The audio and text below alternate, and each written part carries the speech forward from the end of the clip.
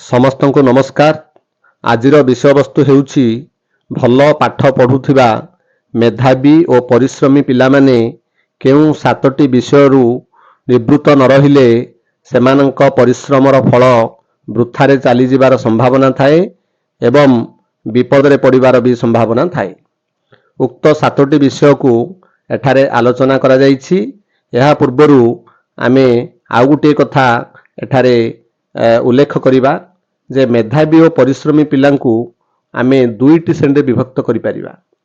ପ୍ରଥମ ଶ୍ରେଣୀର ମେଧାବୀ ଓ ପରିଶ୍ରମୀ ପିଲା ହେଲେ ଯେଉଁମାନେ ଧନିକ ବର୍ଗରୁ ଆସିଛନ୍ତି ବା ସମ୍ଭ୍ରାନ୍ତ ସମ୍ପନ୍ନ ଘରରୁ ଆସିଥିବା ମେଧାବୀ ଓ ପରିଶ୍ରମୀ ପିଲା, ଏବଂ ଅନ୍ୟ ଏକ ଶ୍ରେଣୀ ହେଲା ଯେଉଁ ମେଧାବୀ ଓ ପରିଶ୍ରମୀ ପିଲାମାନେ ଗରିବ, ଦୁର୍ବଳ, ଅବହେଳିତ ଓ ପଛୁଆ ବର୍ଗରୁ ଆସିଛନ୍ତି। ସେମାନଙ୍କ ବିଷୟରେ ଆମେ କିଛି ଆଲୋଚନା କରିବା ଉଚିତ ଅଟେ। ଯେଉଁ ମେଧାବୀ ପରିଶ୍ରମୀ ପିଲାମାନେ ଧନିକ ବା ସମ୍ଭ୍ରାନ୍ତ ସମ୍ପନ୍ନ ଘରୁ ଆସିଛନ୍ତି ସେମାନଙ୍କ ଜୀବନରେ ସଫଳତା ପାଇବା ସହଜ ଏବଂ ସେମାନଙ୍କ ଲକ୍ଷ୍ୟ ପୂର୍ଣ୍ଣ ହେବାର ସମ୍ଭାବନା ଅଧିକ ଥାଏ। କିନ୍ତୁ କ୍ୱଚିତ ପିଲା ଅଛନ୍ତି, କିଛି ପିଲା ଅଛନ୍ତି ଯଦିଓ ସମ୍ଭ୍ରାନ୍ତ ସମ୍ପନ୍ନ ଘରୁ ଆସିଛନ୍ତି ସେମାନେ ତାଙ୍କର ଜୀବନକୁ ଠିକ ଉପଯୋଗ କରିପାରନ୍ତି ନାହିଁ। ବେଳେବେଳେ ସେମାନେ ଆତ୍ମହତ୍ୟା ବି କରିଦିଅନ୍ତି। ସେମାନଙ୍କ ପାଖରେ ସବୁ ଅଛି, ଭଲ ପାଠ ପଢ଼ିବାର ଦକ୍ଷତା ଅଛି, ମେଧାଶକ୍ତି ଅଛି, ପରିଶ୍ରମ ଅଛି, ଧନ ସମ୍ପତ୍ତିର ଅଭାବ ନାହିଁ, ବାପା ମା ସମସ୍ତେ ସମାଜରେ ପ୍ରତିଷ୍ଠିତ ଲାଭ କରିଛନ୍ତି, ଆର୍ଥିକ ସମସ୍ୟା ନାହିଁ, ତଥାପି ସେମାନେ କାହିଁକି ଆତ୍ମହତ୍ୟା କରନ୍ତି ସେ ବିଷୟରେ ଏଠାରେ ଆଲୋଚନା କରାଯିବ। ଅନ୍ୟ ଶ୍ରେଣୀର ପିଲାମାନେ ଯେଉଁମାନେ ରହିଲେ ଗରିବ ଦୁର୍ବଳ ଶ୍ରେଣୀର ପିଲାମାନେ, ମେଧାବୀ ପିଲାମାନେ, ପରିଶ୍ରମୀ ପିଲାମାନେ, ସେମାନେ ତାଙ୍କ ଜୀବନର ଲକ୍ଷ୍ୟସ୍ଥଳରେ ପହଞ୍ଚିବା ବହୁତ ଅସୁବିଧାର ସମ୍ମୁଖୀନ ହୋଇଥାନ୍ତି ବା କିଛି ପିଲା ବି ପହଞ୍ଚି ପାରନ୍ତି ନାହିଁ। ଅଧିକାଂଶ ପିଲା ପହଞ୍ଚି ପାରନ୍ତି ନାହିଁ। ଏହାର ବି କାରଣ ଏଠାରେ ଉଲ୍ଲେଖ କରାଯାଇଛି। କିନ୍ତୁ ଉକ୍ତ ଶ୍ରେଣୀର ପିଲାମାନେ ଅର୍ଥାତ୍ ଏହି ଦୁର୍ବଳ ଶ୍ରେଣୀର ମେଧାବୀ ପରିଶ୍ରମୀ ପିଲାମାନଙ୍କୁ ଏଠାରେ ଗୋଟିଏ କଥା ପରାମର୍ଶ ଦିଆଯାଇପାରିବ ଯେ ସେମାନଙ୍କର ଆର୍ଥିକ ଅସୁବିଧା ଥିଲେ ବି, ସେମାନଙ୍କ ପରିବାରରେ ଅସୁବିଧା ଥିଲେ ବି ସେମାନେ ରୋଜଗାର ସହିତ ପାଠ ପଢ଼ିବା ପାଇଁ ଚେଷ୍ଟା କରନ୍ତୁ। ନିଶ୍ଚିତ ଭାବରେ ଉଚ୍ଚ ଲକ୍ଷ୍ୟ ରଖନ୍ତୁ ଏବଂ ନିଜର ପରିବାରକୁ ଉଦ୍ଧାର କରିବା ପାଇଁ ଚେଷ୍ଟା କରନ୍ତୁ। ଯଦି ଆର୍ଥିକ ଅସୁବିଧା ହେଉଛି ତାହେଲେ କେଉଁ ଜାଗାରେ ଟିଉସନ ପଢ଼ାଇ ହେଉ, ନହେଲେ କିଛି ବର୍ଷକୁ ଅଟକି ଯାଇ ପଇସା ରୋଜଗାର କରି ସଞ୍ଚିତ କଲା ପରେ ବି ପୁନର୍ବାର ପାଠପଢ଼ାକୁ ଜାରି ରଖି ସେହି ଲକ୍ଷ୍ୟସ୍ଥଳରେ ପହଞ୍ଚିବା ପାଇଁ ଯତ୍ପର ନାସ୍ତି ଚେଷ୍ଟା କରିବା ଉଚିତ ଅଟେ। ତେଣୁ ସମସ୍ତ ଉଭୟ ଧନୀ ଓ ଗରିବ ଶ୍ରେଣୀର ମେଧାବୀ ଓ ପରିଶ୍ରମୀ ପିଲାମାନଙ୍କୁ ଏଠାରେ 7ଟି ବିନ୍ଦୁ ପ୍ରତି ଧ୍ୟାନ ଦେବାକୁ ଅନୁରୋଧ କରାଯାଉଛି ବା 7ଟି ବିଷୟର ପୁଙ୍ଖାନୁପୁଙ୍ଖ ଆଲୋଚନାକୁ ଗୁରୁତ୍ୱର ସହିତ ନେଇ କାର୍ଯ୍ୟ କଲେ ସେମାନଙ୍କର ମାନସିକ ଅବସାଦ ଆସିବ ନାହିଁ କିମ୍ବା ସେମାନେ ଆତ୍ମହତ୍ୟା ଆଡ଼କୁ ଅଗ୍ରସର ହେବେ ନାହିଁ।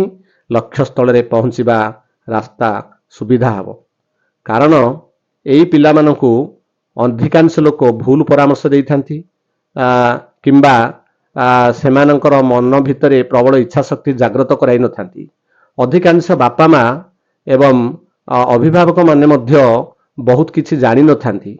କେବଳ ସେମାନେ ପିଲାଙ୍କୁ ମାର୍କ ଆଣିବା, ଫାଷ୍ଟ ହେବା, ର୍ୟାଙ୍କ ରଖିବା ଏ ଉପରେ ଅତ୍ୟଧିକ ଗୁରୁତ୍ୱ ଦେଇ ତାଙ୍କର ମାନସିକ ଚାପକୁ ବଢ଼ାଇଥାନ୍ତି। ତେଣୁ ଏ ସବୁ ବିଷୟକୁ ଆଲୋଚନା କରି ବା এই ସବୁ ବିଷୟକୁ ବିଚାର କରାଯାଇ ଏଠାରେ 7ଟି ବିଷୟକୁ ସାରାଂଶ ହିସାବରେ ଗ୍ରହଣ କରାଯାଇଛି। ପ୍ରଥମ ବିଷୟ ହେଲା ପାଠକୁ ସର୍ବସ୍ୱ ଭାବି ରୁଗ୍ନ ହୋଇଯିବା ଏକ ଖରାପ ଅଭ୍ୟାସ ଅଟେ। ଅଧିକାଂଶ ପିଲା, ମେଧାବୀ ପିଲା, ପରିଶ୍ରମୀ ପିଲା ପାଠଟାକୁ ସବୁକିଛି ଭାବି ଦିଅନ୍ତି। ପାଠ ଛଡ଼ା ଆଉ କିଛି ଦୁନିଆରେ ନାହିଁ ବୋଲି ସେମାନେ ଚିନ୍ତା କରନ୍ତି ବା ତାଙ୍କୁ ଅନ୍ୟ ରାସ୍ତା କେହି ଦେଖାନ୍ତି ନାହିଁ। ସେମାନେ ଦିନ ରାତି ପରିଶ୍ରମ କରନ୍ତି, ଖାଆନ୍ତି ନାହିଁ, ପିଅନ୍ତି ନାହିଁ, ଶୁଅନ୍ତି ନାହିଁ, ଯାହାଫଳରେ ଶରୀର ରୁଗ୍ନ ହୋଇଯାଏ, ମାନସିକ ଅବସାଦ ଆସିଯାଏ। ଏହା କିନ୍ତୁ ଠିକ୍ ନୁହେଁ। ପାଠ ଦରକାର ଆମର, କିନ୍ତୁ ସ୍ୱାସ୍ଥ୍ୟ ଏବଂ ଅନ୍ୟାନ୍ୟ ଯେତେ ସବୁ ଘଟଣା ଆମ ପାଇଁ ଘଟୁଛି ସେ ସବୁ ଠିକ୍ ଭାବରେ ପରିଚାଳିତ କଲା ପରେ ଆମ ପାଖରେ ଯେତିକି ସମୟ ମିଳିଲା ବା ଆମ ପାଖରେ ଯେତିକି ପରିଶ୍ରମ କରିବା ପାଇଁ କ୍ଷମତା ଅଛି ସେତିକି ପରିଶ୍ରମ କରି ପାଠ ପଢ଼ିବା ଉଚିତ ଅଟେ। ତା ଭିତରୁ ଆମକୁ ଯାହା ସଫଳତା ମିଳିଲା ସେହା ହିଁ ଆମେ ଗ୍ରହଣ କରିବା ଠିକ୍ ଅଟେ। ପାଠ ଯେଉଁ ସବୁ ବହିରେ ଲେଖାଯାଇଛି ତାହା ଜୀବନ ପାଇଁ ଯେତିକି ଜରୁରୀ ତାଠାରୁ ଅଧିକ ଜରୁରୀ ଜିନିଷ ବହିରେ ଲେଖାଯାଇ ନାହିଁ। ତାହା ବିଭିନ୍ନ ପ୍ରକାର ଆମେ ନିର୍ଜୀବ ବସ୍ତୁ ଠାରୁ ବି ଶିଖିପାରିବା। କାନ୍ଥ ବାଡ଼ରୁ ଆମେ ଆଡ଼ଭର୍ଟାଇଜରୁ ବହୁତ କଥା ଶିଖିପାରିବା। ଟିଭି ସୋସିଆଲ ମିଡ଼ିଆରୁ ବହୁତ କଥା ଶିଖିପାରିବା ଏବଂ ବିଭିନ୍ନ ସଭା ସମିତିରେ ଯେଉଁ ସବୁ ଭାଷଣ କାର୍ଯ୍ୟକ୍ରମ ହୁଏ ଏବଂ ବହୁତ ଲୋକ ସହିତ ଆମେ ବାର୍ତ୍ତାଳାପ ଦ୍ୱାରା ବି ବହୁତ କିଛି ଶିଖିପାରିବା। ପାଠଟା କେବଳ ଆମକୁ ରୋଜଗାର କରିବାରେ ସାହାଯ୍ୟ କରିବ ଏବଂ ତାହା ଦ୍ୱାରା ସମାଜର ବି କିଛି ଉପକାର ହୋଇପାରିବ, ପ୍ରତିଷ୍ଠା ଲାଭ ହୋଇପାରିବ। କିନ୍ତୁ ସମାଜ ସହିତ ଖାପ ଖୁଆଇ ଚଳିବାଟା ଆମ ପାଇଁ ଅତି ଗୁରୁତ୍ୱପୂର୍ଣ୍ଣ ଅଟେ। ନହେଲେ ପାଠ ଖାଲି ପଢ଼ିଲେ ଏବଂ ଅନ୍ୟ ସବୁ ଭୁଲିଗଲେ ପରବର୍ତ୍ତୀ ସମୟରେ ଆତ୍ମହତ୍ୟା କରିବା କିମ୍ବା ମାନସିକ ଅବସାଦ ଆଡ଼କୁ ଚାଲିଯିବା କିମ୍ବା ପାଗଳ ହେବାର ଅନେକ ଉଦାହରଣ ରହିଛି, ଏହା ସମସ୍ତଙ୍କୁ ଜଣା। ଦ୍ୱିତୀୟ ବିଷୟବସ୍ତୁ ହେଲା ଅତ୍ୟଧିକ ପ୍ରତିଯୋଗୀ ନ ହେବା। ଅଧିକାଂଶ ମେଧାବୀ ଓ ପରିଶ୍ରମୀ ପିଲା ପ୍ରତିଯୋଗୀ ହୋଇ ଅତ୍ୟଧିକ ପରିଶ୍ରମ କରି ଏବଂ ଅତ୍ୟଧିକ ପ୍ରତିଯୋଗୀ ହୋଇ ସାଙ୍ଗସାଥୀମାନଙ୍କ ସହିତ ମନୋମାଳିନ୍ୟ କରିଥାନ୍ତି। ଯେପରିକି ଗୋଟିଏ ପିଲା କ୍ଲାସରେ ଯଦି ଭଲ ପାଠ ପଢ଼ୁଥିବ ତାର ଯଦି ଟିକେ ମାର୍କ କମିଗଲା କିମ୍ବା ର୍ୟାଙ୍କ କମିଗଲା କିମ୍ବା ଏଣ୍ଟ୍ରାନ୍ସରେ ସେ କ୍ୱାଲିଫାଇ କରିପାରିଲାନି, ଅନ୍ୟ ସାଙ୍ଗସାଥୀମାନେ କ୍ୱାଲିଫାଇ କରିଦେଲେ କିମ୍ବା ତାଠୁ ଟିକେ ଅଧିକ ମାର୍କ ରଖିଦେଲେ, ତାହେଲେ ଉକ୍ତ ପିଲାଟି ଦିନସାରା ଖାଏ ନାହିଁ, କାହା ସହିତ କଥା ହୁଏ ନାହିଁ, ଇଭେନ୍ ବାପା ମା ମାନଙ୍କ ସହିତ ବି ମିଶନ୍ତି ନାହିଁ, ସାଙ୍ଗସାଥୀ ସହିତ ମିଶନ୍ତି ନାହିଁ, ସେମାନେ ଏକାନ୍ତବାସରେ ରହନ୍ତି, ଯାହା ଏକ ଖରାପ ଅଭ୍ୟାସ ଅଟେ ଏବଂ ଏହା ମାନସିକ ଅବସାଦ ଆଡ଼କୁ ଟାଣି ନେବା ନିଶ୍ଚିତ ଅଟେ। ଆମେ ପ୍ରତିଯୋଗୀ ହେବା ଭଲ କଥା, ପ୍ରତିଯୋଗୀ ସଫଳତାର ଚାବିକାଠି ଅଟେ। କିନ୍ତୁ ଅତ୍ୟଧିକ ପ୍ରତିଯୋଗୀ ହୋଇ ଆମର ଯଦି ଟିକେ ମାର୍କ କମିଗଲା ଆମେ ଏଭଳି ଆଚରଣ କରିବା ଠିକ୍ ନୁହେଁ। ତେଣୁ ଏଠାରେ ଏକ ଅନୁରୋଧ ରହିବ ଯେ ମାର୍କ କମିଗଲେ, ର୍ୟାଙ୍କ କମିଗଲେ କିମ୍ବା ଗୋଟିଏ ଜାଗାରେ କୃତକାର୍ଯ୍ୟ ନହେଲେ ତାହା ଉପରେ ବେଶୀ ଚିନ୍ତା ନ କରି ପୁନର୍ବାର ଚେଷ୍ଟା ଜାରି ରଖନ୍ତୁ ଏବଂ ଯେତିକି ମିଳିବ ସେତିକିରେ ସନ୍ତୁଷ୍ଟ ହେବା ପାଇଁ ଚେଷ୍ଟା କରନ୍ତୁ। ତୃତୀୟ ବିଷୟବସ୍ତୁ ହେଲା ଆମର ଦକ୍ଷତା ଓ ଯୋଗ୍ୟତା ଠାରୁ ଆମେ କମ ପ୍ରାପ୍ତିରେ ହାର ମାନିବା ଏକ ଭୁଲ ଅଟେ। ଅର୍ଥାତ୍ ଗୋଟେ ମେଧାବୀ ଓ ପରିଶ୍ରମୀ ପିଲା ତା ପାଖରେ ଯେଉଁ ଦକ୍ଷତା ଅଛି ସେହି ଦକ୍ଷତାକୁ ନେଇ ସେ ଉଚ୍ଚ ଆଶା ରଖିବା ଉଚିତ ଅଟେ। କମରେ ସନ୍ତୁଷ୍ଟ ହେବା ଠିକ୍ ନୁହେଁ ଏବଂ ସେ ଉଚ୍ଚ ଆଶା ପୂର୍ଣ୍ଣ କରିବା ପାଇଁ ତାକୁ ସମୟକୁ ଅପେକ୍ଷା କରିବାକୁ ପଡ଼ିବ, ସେ ଦିଗରେ ଅଗ୍ରସର ହେବାକୁ ପଡ଼ିବ। ଉଦାହରଣ ସ୍ୱରୂପ ଗୋଟିଏ ମେଧାବୀ ପରିଶ୍ରମୀ ପିଲାର ଯଦି IAS IPS ପାଇବା ପାଇଁ ତା ଭିତରେ ଦକ୍ଷତା ଅଛି ବୋଲି ସେ ଭାବି ପାରୁଛି ଏବଂ ପରିଶ୍ରମ କରିପାରିବ ବୋଲି ଭାବୁଛି, ସେ ସେହି ଦିଗରେ ଅଗ୍ରସର ହେବା ଉଚିତ ଏବଂ ବାରମ୍ବାର ପରୀକ୍ଷା ଦେବା ଉଚିତ। ଯଦି ସେଥିରେ ସେ ବିଫଳ ହୁଅନ୍ତି ହତୋତ୍ସାହ ନ ହୋଇ ତାଠୁ ଟିକେ କମ୍ ସ୍ତରର ଚାକିରି ଅଛି, ଯେଉଁମାନେ ସବୁ ଗ୍ରାଜୁଏଟ୍ ଲେଭେଲର, ଯେପରିକି ବ୍ୟାଙ୍କ PO, ଅଡ଼ିଟର ଏବଂ IRS, ଆମର ଫରେଷ୍ଟ ସର୍ଭିସ, ଏମିତି ଅନେକ ଚାକିରି ଅଛି, ଇକୋନୋମିକ ସର୍ଭିସ, ଜିଓଲୋଜିକାଲ ସର୍ଭିସ, ଏମିତି ବହୁତ ଚାକିରି ଅଛି। ସେମାନେ ତାହାକୁ ବି ଯଦି କୃତକାର୍ଯ୍ୟ କରିବେ ତାହେଲେ IAS IPS ର ପାଖାପାଖି ସେମାନଙ୍କର ମାନ ସମ୍ମାନ ବଢ଼ିବ ଏବଂ ସେମାନେ ନିଶ୍ଚିତ ଭାବରେ ଭଲରେ ରହିପାରିବେ। କେବଳ ଯେ IAS IPS ତା ଛଡ଼ା ଆଉ କିଛି ହେଇପାରିବନି ଭାବି ଆତ୍ମହତ୍ୟା କରିଦେବା ଭୁଲ ଅଟେ। ଠିକ୍ ସେହିପରି ଯେଉଁମାନେ IIT ପାଇବା ପାଇଁ ଯୋଗ୍ୟ ଅଛି, ଯେଉଁମାନେ ଏମ୍ସ ପାଇପାରିବେ ବା ଯେଉଁମାନଙ୍କ ପାଖରେ ଅନ୍ୟ କିଛି ଭଲ ଗୁଣ ରହିଛି, ଯେମିତିକି ଭଲ ଗୀତ ଗାଇବା, ଫିଲ୍ମରେ ଅଭିନୟ କରିବା କିମ୍ବା ନେତା ହୋଇ ଦେଶ ସେବା କରିବା ବା ରାଜନୀତିରେ ପ୍ରବେଶ କରିବା ଇତ୍ୟାଦି ଯେଉଁ ସବୁ ଦକ୍ଷତା ଅଛି ତାଠାରୁ କମରେ ସେମାନେ ହାର ମାନିବା ଉଚିତ ନୁହେଁ। ତା ପାଇଁ ଚେଷ୍ଟା ଜାରି ରଖିବା ଉଚିତ, ସମୟକୁ ଅପେକ୍ଷା କରିବା ଉଚିତ। ଯଦି ନ ମିଳୁଛି ତାର ପାଖାପାଖି ନିଶ୍ଚିତ ଭାବରେ ମିଳିବ, ଏଥିରେ ସନ୍ଦେହ କିଛି ନାହିଁ। କିନ୍ତୁ ଦେଖାଯାଏ जो माने सब गरीब दुर्बल श्रेणीर मेधावी पिला परिश्रमी पिला पाठ पढ़ती से माने अल्परे संतुष्ट हो जाती केवल बाह्य परिवेश जोगु बा पाखापाखि लोकंकर भूल परामर्श जोगु। उदाहरण स्वरूप है किसी दक्ष पिला अछंती जो माने गाँ गंडारू आसी दुर्बल श्रेणीर पिला माने से माने कौन करती ना से माने आमर डिफेन्स चाकरी जमती एयरफोर्स नेवी आर्मी इत्यादि रे +2 पर से माने जोग दे दियंती किछि अर्थ उपार्जन करती बापा माँ खुश गाँ गंडा खुशी सांगसाथी सरकारी चाकरी है बोली कही टेकाटेकी कर दियंती से जानी पारे नहीं। परवर्ती समय जिते देखे ताठू कम पाठ पढ़ुथिया पिला कम मेधावी पिला कम परिश्रमी पिला जिते डाक्तर टी हो जाए भल इंजीनियर टी हो जाए IAS IPS हो जाए किंबा बड़ बड़ पदवी अवस्थापित होती एमाने ताकू चिंता करी मानसिक अवस्था आड़क टाणी जाती एवं निजक तुच्छ भावी सब गोटे हतोत्साह अवस्था रही था। तेणु यही धरण पिला माने निश्चित भाव उच्च आशा रखु जदि से माने सही आशा पूर्ण न करि पारुछंती बेसरकारी स्तर रे सेमानकु भल दरमा देई निश्चित भाव अनेक संस्था नहीं जिवे। उदाहरण स्वरूप गोटे पिला भल पिला तार पाठ अच्छी परिश्रम अच्छी से प्राथमिक शिक्षक न होई जदि उच्च शिक्षा लाभ करी PhD करे एवं उक्त PhD को नहीं से आमर बेसरकारी इंजीनियरिंग कॉलेज यूनिवर्सिटी रे जदि जोग देव ताकू भल दरमा दियंती सी प्रोफेसर हो पारती एवं तांकर चिंता करिवार जो मानसिक धारा बा मानसिक भावटा अधिक हो जाए से गोटे भल स्टाटस लाइफ मेंटेन करि परिबे। जने सरकारी चाकरी नारे प्राथमिक शिक्षक हेबा अपेक्षा निश्चित भाव में गोटे इंजीनियरिंग कॉलेज बा भल प्राइवेट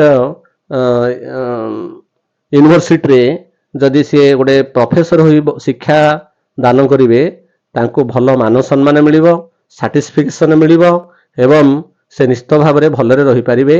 यहाकू विश्लेषण कले एवं गवेषणा कले निश्चित जानी पारिबे। तेणु दक्षता और योग्यता ठारू कम रे संतुष्टि हेबा पई मेधावी पिला परिश्रमी पिला माने केबे भी चेष्टा करिबा उचित नहे। चतुर्थ पॉइंट आसिला अहंकारी हेबा। अधिकांश मेधावी और परिश्रमी पिला निजर मार्क रैंक परसेंटेज को नहीं अहंकारी हो जाइथांती जहा एक भूल और खराब गुण अटे। कारण जीवन संग्राम रे बा समाज रे अहंकार स्थान नहीं। एठारे अहंकार करिवार कौनसी यथार्थ नहीं। कहीं जो मेधाशक्ति आमको भगवान देइछंती ताहा भगवानकर अवदान आमर किछि नुह एवं आमे जो परिश्रम कले बोली भाबुछंती सेही परिश्रमर फल आमको जहा देला ताहा हुए तो अन्य मानकु कम देई थाई पारे किंतु आमे जदि अहंकारी हेबा ताले समाज आमको ईर्षा करिवो आमको केही ग्रहण करिवे नाही एवं आमे समस्तन ठारू दूरेई रहबाकू पड़िवो जहार फल निजे ही भोगिबाकू पड़िवो। तेणु निज भितरे थिबा दक्षता और ज्ञान को निश्चित भाव में आमे विनियोग करी समाज रे भी किछि उन्नति करिवा दरकार परिवार भी उन्नति करिया दरकार एवं निजर भी उन्नति करिया दरकार। कारण मेधा शक्ति और परिश्रम करिवार क्षमता बहुत कम लोक पाखरे थाए। यहाकू आमे जदि गोटे उदाहरण को जोड़ी देबा ताहले भल भारे बुझी परिबा। वायुमंडल रे अम्लजान परिमाण मात्र पाखापाखि 21 भाग एवं अन्यान्य गैस पाखापाखि 79 भाग। तो एथरू आमे कौन अनुमेय कले जे वायुमंडल रे थिबा अम्लजान समस्त पई दरकार किंतु कम रखा गला एवं जहाँ दरकार नहीं ताको अधिक रखा गला कहीं गोटे समतुल करिया पई। अत्यधिक अम्लजान हेले आमको कौन करिवो से पोड़ीदेव वायुमंडल रहिबो नहीं। ठीक सेमती ज्ञान एवं ए भली परिश्रम करिवार इच्छा शक्ति भगवान कम लोक को देई थांती एवं सेमानंकर मेधाशक्ति परिश्रमर फल ए समाज भी किछि उपभोग करिबा बा विनियोग करी उपकृत हेबा यह ईश्वरक लीला अटे बोली भाबी अहंकार को त्याग करिबा उचित अटे। पंचम विषय है निजकू सुरक्षित न रखी अन्य को ନିଜର अर्जित ज्ञान को आमे प्रदान करदेवा अर्थात अपात्र दान करवा गुप्त ज्ञान को अपात्र दान करवा एक अपराध अटे। एठार एक उदाहरण नि जाऊ जे जड़े भल पाठ पढ़ुवा मेधावी परिश्रमी पिला जदि श्रेणी रे गोटे भल पाठ पढ़ु नथिबा खराब काम रे लिप्त होउथिबा पिला को परीक्षा रे संपूर्ण सहाय्य करी निजर खाता देखाई उत्तर देखाई ताकू जदि से 80-90% बनाई दिए ताहले यह ईश्वरଙ୍କ प्रति अवमानना कुहाजिबो।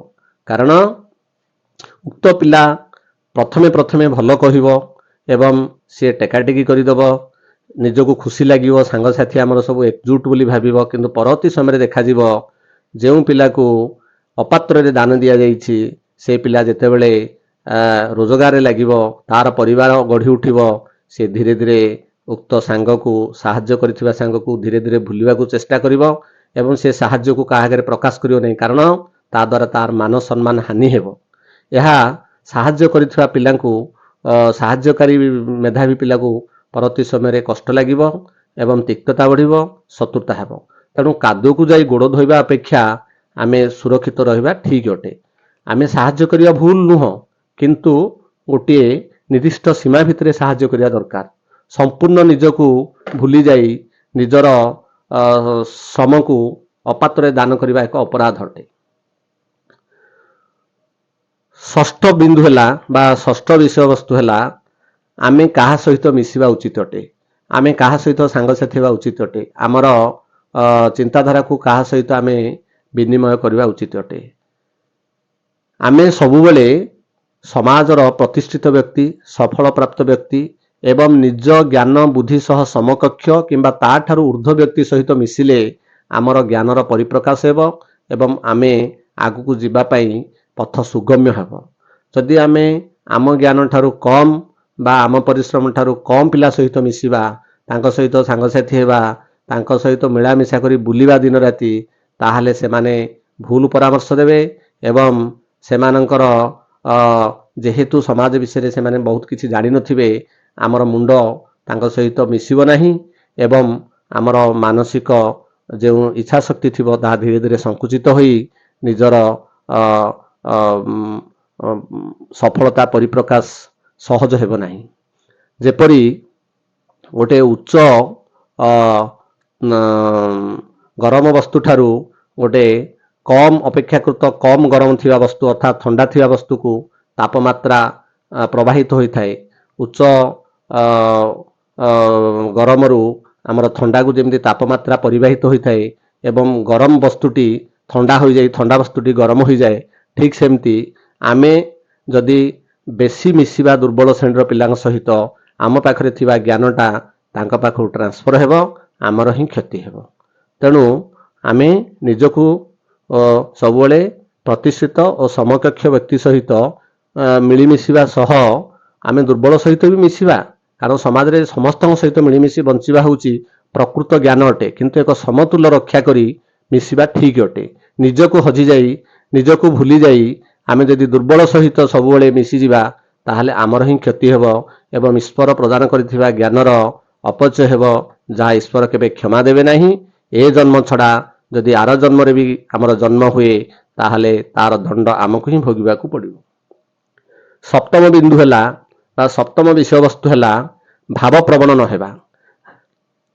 अधिकांश पिला नहले भी प्राय अधा अधि पिला बा 50% मेधावी परिश्रमी पिला से माने हठात भाव प्रवण हो जाइथांती एवं निजर परिश्रम एवं निजर संयमता भूली जाई सबु किछि भगवान बोली भाबी देई से माने बेले बेले पागल हो जाती एवं पागलामीर अभिनय करती। विभिन्न संस्थार से माने मिसी जाती एवं सेठारे जाई प्रवचन दिया आरंभ करती। निजर जेउ दक्षता अच्छी से माने ताकू छाड़ी अन्य काम रे लिप्त होती। जेउ प्रवचन जेउ पुराण कथन ताहाकू गोटे कम परिश्रमी एवं कम मेधावी पिला भी करि परिबो। सेथिपई आमे सेथिरे अत्यंत भावे विवल होई से विषय रे प्रचार प्रसार लगी आमर मेधा शक्ति को आमे दूरे जीवा यह केबे भी निर्वाण बा मोक्ष प्राप्ति देव नाही। एठार एक उदाहरण निया जाऊ। जणे आईआईटी रे भल पाठ पढ़िथिबा टपर होइथिबा पिला, एम्स रे भल पाठ पढ़ि टपर होइथिबा पिला, जने आपणकर एनआईटी हेउ कि भल सेंट्रल यूनिवर्सिटी हो बा जेकोसी विषय से भल पाठ पढ़िथिबा पिला जदि सी ता उपरे गवेषणा करी किछि नूतन तथ्य किंबा नूतन ज्ञान कौशल किंबा नूतन विषय उद्भावन करि पारला, सेही नूतन उद्भावन जो फलटा पृथ्वीर प्रत्येक देश तथा आमर जातीय अंतर्जातीय स्तर में जाति वर्ण धर्म लिंग निर्विशेष समस्ते उपकृत हेबे।